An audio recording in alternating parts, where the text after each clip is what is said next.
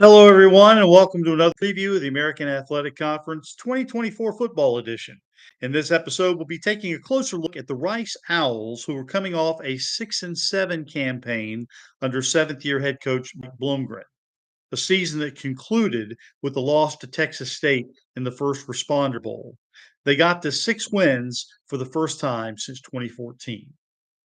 Rice has a preseason power ranking of 80, which is higher than 9 other teams in the conference. They are led by junior quarterback E.J. Warner and tight end Bowden Grawn on offense, and linebacker Josh Piercy, along with defensive backfield mates Gabe Taylor and Sean Fresh. Bloomgren feels that this is the most talented squad he's ever fielded at Rice, but they face the AAC's toughest schedule in 2024, including its last 3 games against the conference's top 3 preseason picks. I feel like if there's one team in the AAC that I could really be underestimating, it would be the Rice Owls.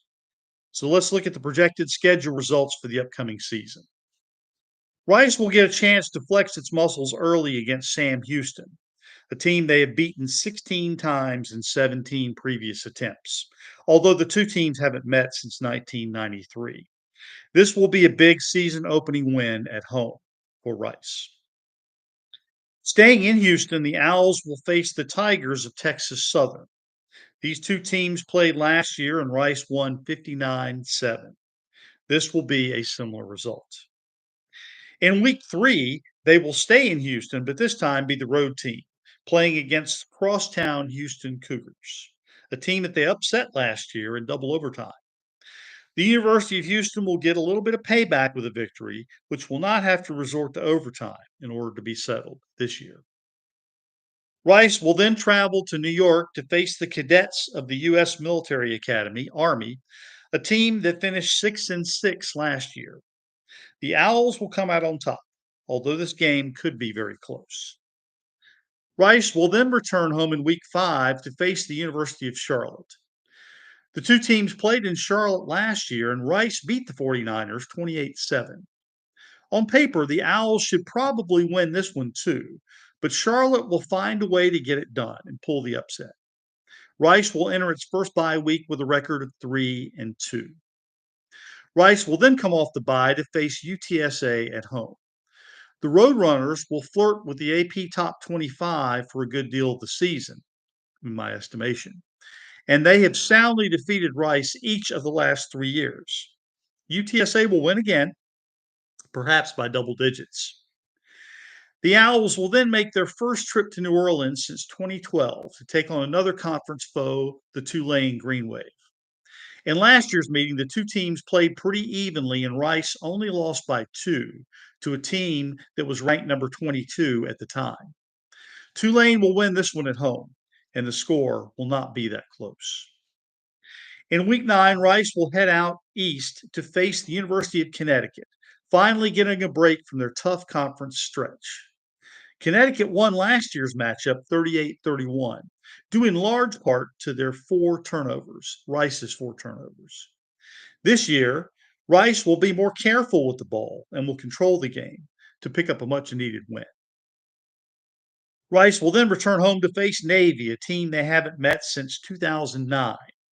But this is an improved team that they will face, and the midshipmen will come in and take over the game, sending the Owls down to defeat.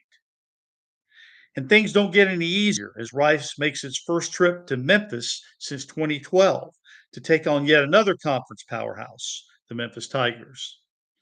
Rice was able to avoid the Tigers in last year's schedule, but won't be that lucky this year. They'll lose the game and limp into their second bye week at 4-6, which is 2 games remaining. Rice will then travel to UAB to take on the Blazers.